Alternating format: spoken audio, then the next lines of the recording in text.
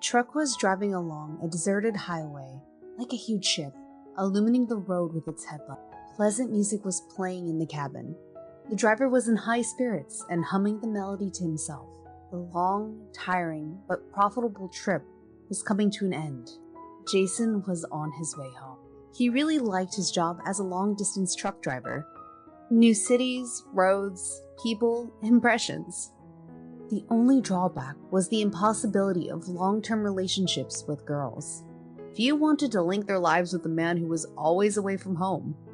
This, of course, saddened the guy a little because he was already 27 years old, and of course, he wanted to start a family and have children.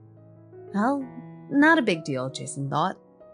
I'll work for another 5 years, save up some money, and then open my own auto repair shop. And then a family will appear. Everything has its time. In the morning, Jason stopped to refuel and have a snack. He was just a short drive home, but he needed to rest. He went into a small cafe and sat down at a table. A waitress approached him to take his order, and he looked at her and involuntarily admired her. She looked like a princess from an Eastern fairy tale. Coal black eyes, eyebrows raised, delicate facial features, and thick black hair braided in braids. Jason introduced himself to the girl, and her name was Magda. He made her several compliments, left generous tips, and his phone number, and decided for himself that he would do everything to win her over. Magda, however, was not impressed by Jason at all.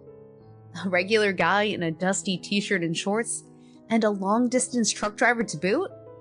Not a particularly promising prospect. In her dreams, the girl saw an entirely different man.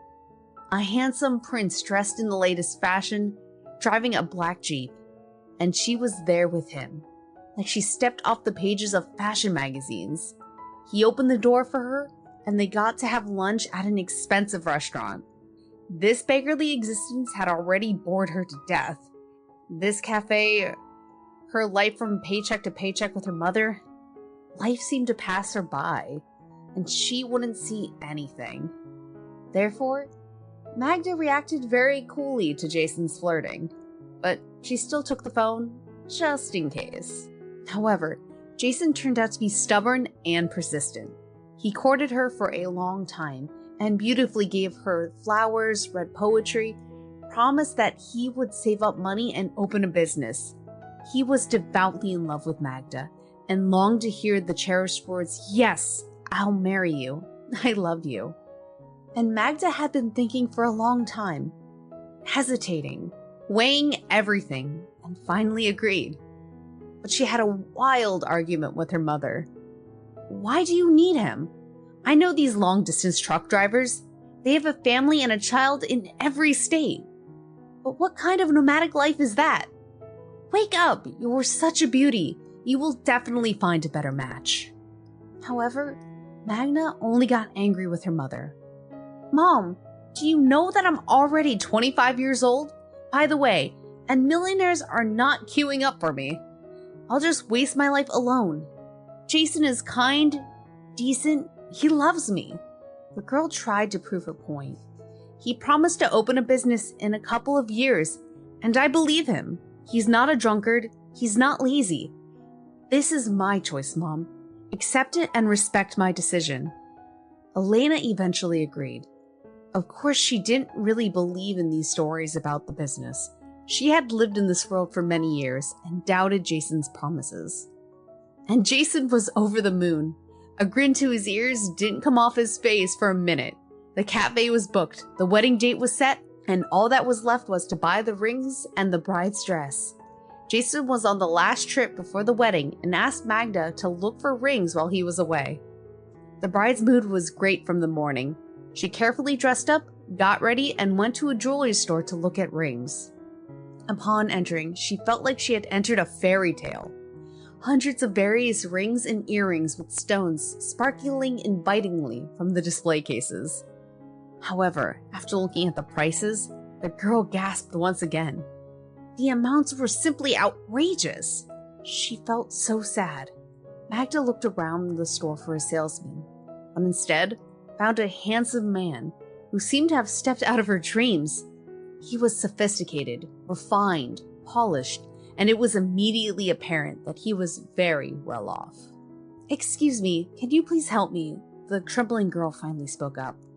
"Why not help such a beautiful young lady? I'm listening to you." The man smiled and winked at the girl. "You know, I have a wedding in a week. I would like to pick out rings, but the problem is that our budget is somewhat limited." Magda stumbled and blushed sadly. "I understand you. I'll show you the appropriate options at a discount. And would you like to have a coffee and discuss everything? We'll have a sale soon," the man suggested and smiled meaningfully. Millions of butterflies fluttered in Magda's stomach. The man's name was Mario, and he and his mother had a network of jewelry stores throughout the city. Fortunately for Magda, he accidentally ended up behind the counter in this store. The saleswoman got sick, and he had to replace her. Mario gave Magda his business card, told her to call him anytime, and gifted her with a long, intriguing look. Magda thought about Mario all night. Thoughts of possible intimacy with him burned inside her. Everything inside her was torn apart and turned upside down. She never even felt a tenth of these emotions with Jason, and in the morning, the girl decided everything for herself. Such a chance comes once in a lifetime. Whatever happens, I'll call, she thought, and dialed the coveted number. "Hello, Mario, it's Magda. My fiancé is still away. Would you kindly take me to a country house, to my friends outside the city?" she asked. In reality, the girl went all in. Of course, there was no country house or friends. Instead, there was a passionate love affair right in the car at the forest glade. Mario turned out to be a stunning lover, and Magda never experienced such intense feelings at the peak of bliss before. A week passed like a moment. Magda and Mario were consumed by passionate love passions. The girl, of course, tormented her conscience. She feverishly thought about how to get out of the situation and what to do with Jason. And the wedding. How to tell him everything. But she knew for sure there would be no wedding. On the day of Jason's arrival, Magda had already taken all of her belongings from his apartment and couldn't think of anything better than leaving him a note. "Jason, there will be no wedding. I met and fell in love with another man. Forgive me and try to understand." Upon coming home and learning the news, Jason was overcome with grief.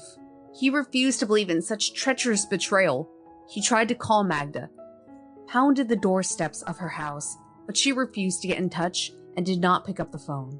One day, Jason was waiting for her outside of her workplace in the hopes of finally understanding why she had humiliated him. Suddenly, he saw Magda come out of the cafe and was about to approach her, but a luxurious car pulled up. Magda got in, passionately kissed her companion, and they drove off, laughing merrily. Jason silently got into his car and went home. A few days later, he embarked on a distant journey to the other end of the country. He hoped that the long road trip would help him forget and save him from the sadness and pain of a betrayed love.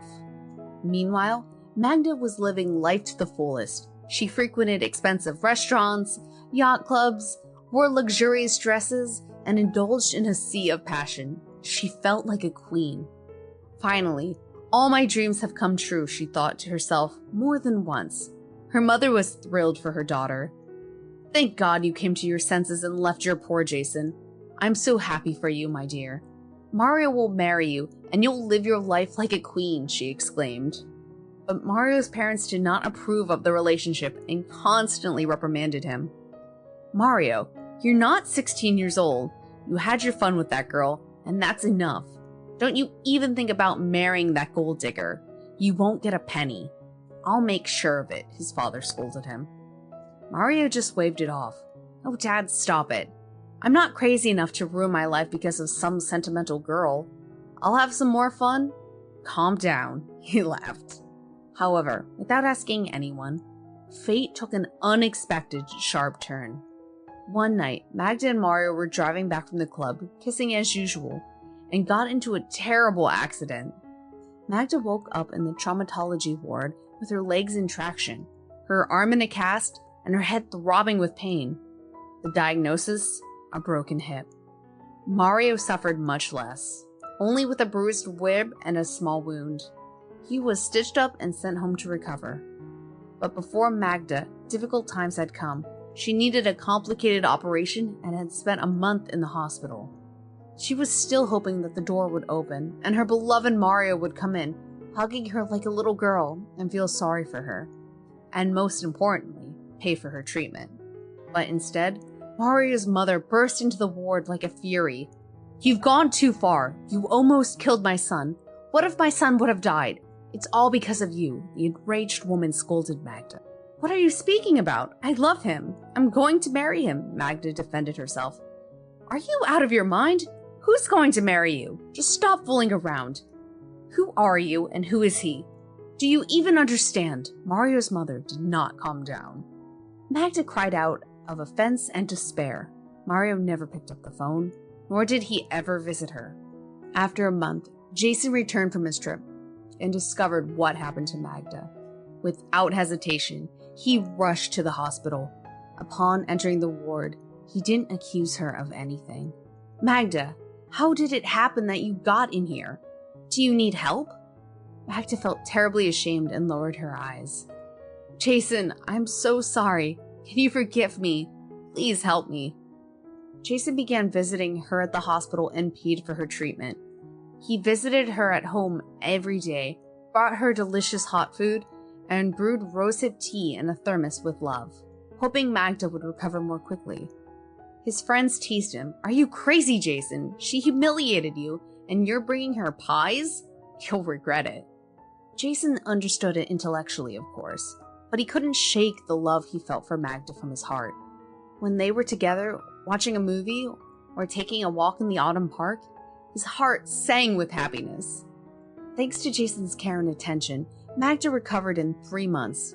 She felt good, calm, and safe with him. But every time she thought of the scoundrel Mario, a warm sensation spread in her lower abdomen, and her heart beat wildly. Jason had spent all of his savings on Magda's treatment, and with his money running out, he planned his next trip by truck. He couldn't shake off the feeling of inexplicable fear and anxiety, repeatedly asking Magda if she would betray him again or wait for him. And every time, Magda hugged him and whispered in his ear, "Don't doubt me. I won't betray you anymore. You've done so much for me." Finally, Jason left feeling relatively calm and believing in Magda. Although he was afraid she would leave him again, he still hoped she had changed and would spend her life with him. A few days after Jason's departure, Mario found Magda. He learned that she had recovered and immediately went to her house. Without giving her time to think, he slipped inside and pressed her against the wall with his whole body, whispering hotly in her ear, "I missed you so much, my sweet. And you? I hope you're not angry. I couldn't be with you because of my father's business, but now I'm here, and I won't leave you anymore." Magda went with him again, overwhelmed by the insane passion and losing her head completely.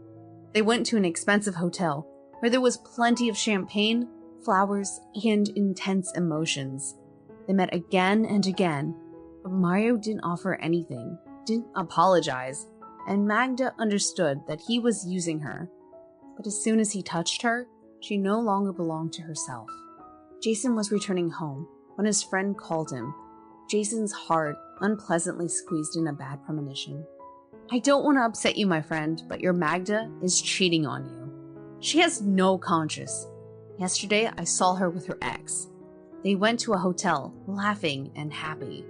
He was holding her waist and she was kissing him. I told you, Jason, to give up on this idea. She's not the one for you, do you understand? She's a kept woman and a party girl. If you want to be mad at me, go ahead, but you're a complete fool, Jason. That's my opinion." Jason hung up the phone silently, turned off the engine, got out of his car, and fell onto the grass in the middle of the field. He cried, lying on the ground for a very long time. The only thought pulsating in his head was, why? After calming down, he called Magda. She was chirping on the phone, saying how much she missed him and waited for him. And when she asked him when he would be back, Jason was astonished by her treachery and audacity. He abruptly cut her off and said, You're so ungrateful, you wretch. I know everything, and I hate you. Jason hung up in anger. As for Magda, she was a little upset that she got caught cheating, of course. She understood that Mario could leave her again, but Jason, the simpleton, would do anything she wanted. However, she didn't know how to make long-term plans. She was living at the moment, and today was good with Mario. What will happen tomorrow will happen tomorrow. What if Mario marries me? Who knows what the future holds? I am beautiful, and there are all the chances to become Mario's wife. I just have to please his parents, and that it is only a matter of time, thought Magda to herself. Meanwhile, after that bad conversation, Jason continued driving home from his trip. He calmed down a bit and tried to keep himself together. After all, the road is no joke, and nervousness could lead to accidents. When he was about 70 kilometers away from home, Jason noticed a woman on the side of the road. She was hitchhiking. The cars were flying by on the highway without noticing her or stopping. It was getting dark outside. The sky was cloudy and the storm was brewing. Jason felt sorry for the woman and decided to give her a ride, even though he usually never picked up hitchhikers. They started talking. The girl's name was Frances. She was on her way home from work and lived in the suburbs with her elderly father and 7-year-old son. She missed the last bus and her phone died.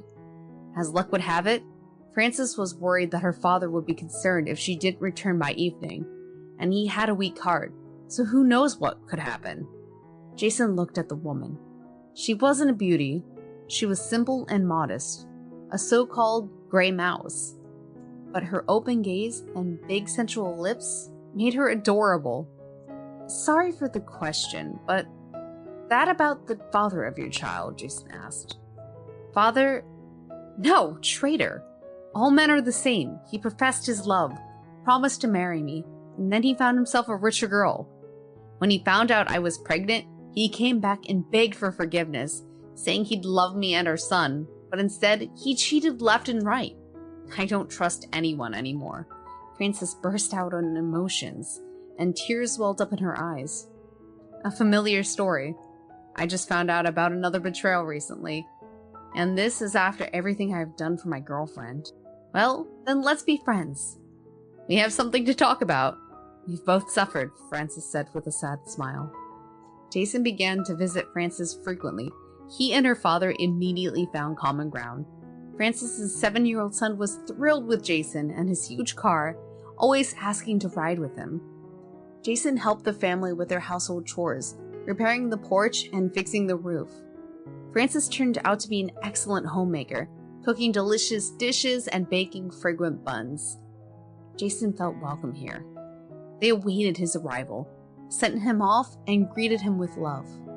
Gradually, he became close with Frances, and they started to live as one big friendly family. A year later, they had a beautiful daughter named Holly. Jason decided to sell his apartment and open an auto repair shop to be close to his family. On his way to the notary to finalize the documents, he looked into the cafe where he once met Magda. With a nostalgic ache, he ordered coffee and sat down at a table. A cleaning lady was working between the tables. She was unkempt, with obvious signs of alcohol abuse on her face. Something about her seemed familiar to Jason, and he desperately tried to remember. Looking closer, he gasped. It's Magda! Oh my god, what happened to her? Jason was amazed, remembering how attractive she used to be. Unable to resist, the man called out to her, Magda, is that you? The woman looked dissatisfied, turned around, and her face distorted with anger and shame. It's me, who else? She grumbled angrily and ran out of the cafe. After asking the waiter, Jason learned of her sad fate. Mario forced her to have an abortion, but it had bad consequences, and now she was permanently childless. Then he left her because his parents found him a suitable match from high society.